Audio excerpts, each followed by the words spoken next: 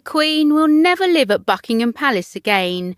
She has decided to make Windsor Castle her permanent home and official residence, according to a report by royal editor Roya Nikar of the Sunday Times. The 95-year-old monarch, who has lived at the palace for most of her 70-year reign, has come to prefer life at Windsor Castle, where she has spent much of the past 2 years since leaving London to isolate with Prince Philip at the start of the pandemic. Sources say the couple rediscovered the happiness of their earlier years together during this time, and it is believed the monarch has come to prefer life in Windsor. Royal author Hugo Vickers told the Sunday Times, "Windsor is the place she loves. She has her memories with Prince Philip there, she has her ponies there and family nearby. It makes sense." Additionally, Windsor was previously only the Queen's weekend home and her residence for Easter and Royal Ascot Week in June, which is also where the monarch is closer to 2 of her 4 children. Prince Andrew lives at Roe Lodge, on the Windsor estate. Meanwhile, her younger son, Prince Edward, and his wife, Sophie Wessex, are a 10-mile drive away at Bagshot Park. Prince Charles and his wife Camilla, the Duke and Duchess of Cambridge, and the Princess Royal also visit the Queen regularly at Windsor. Now, with more health concerns, having recently caught COVID-19 and suffering from more mobility issues, Her Majesty has decided to make Windsor her official residence. Buckingham Palace is currently undergoing renovation and is expected to be completed in 2027. When the renovations began, it was planned that the Queen would only move out of her private apartments temporarily. But since then, it has been decided that she will vacate the palace for good to minimise her travel, with it also no longer deemed suitable for a long-term home, the Times reports. It is understood the Queen will permanently work from her home at Windsor Castle and is expected to meet dignitaries and officials there.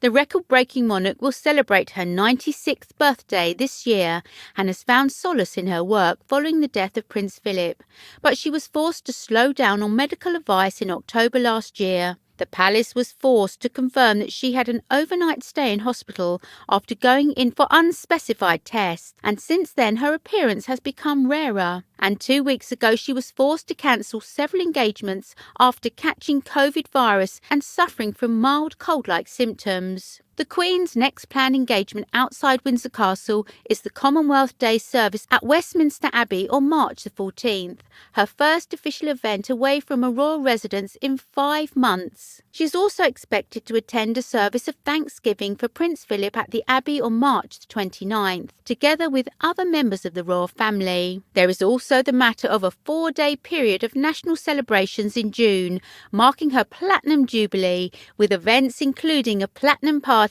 at the palace and a service of Thanksgiving at St Paul's Cathedral.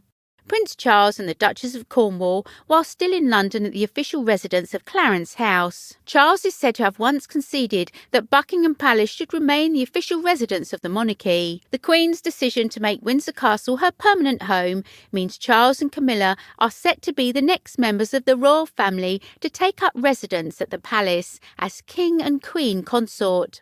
Buckingham Palace, which has been the official London residence of British sovereigns since 1837, despite its 775-room grandeur, while the Queen was in residence in Buckingham Palace, she often preferred a less grand way of life. In 2003, Ryan Parry, an undercover tabloid reporter posing as a footman who worked at the palace for 2 months, revealed how her breakfast table was simply laid with cereal in Tupperware. The palace has a whopping 775 rooms and includes a gallery, stunning gardens and a ballroom. Back in October 2020, the Duke and Duchess of Cambridge were photographed in the throne room with Ukrainian President Volodymyr Zelensky and his wife Alina. The room was stunning and regal with red and gold furnishings and a large marble fireplace. Gold frame mirrors and bold red carpets made the room look even more eye-catching.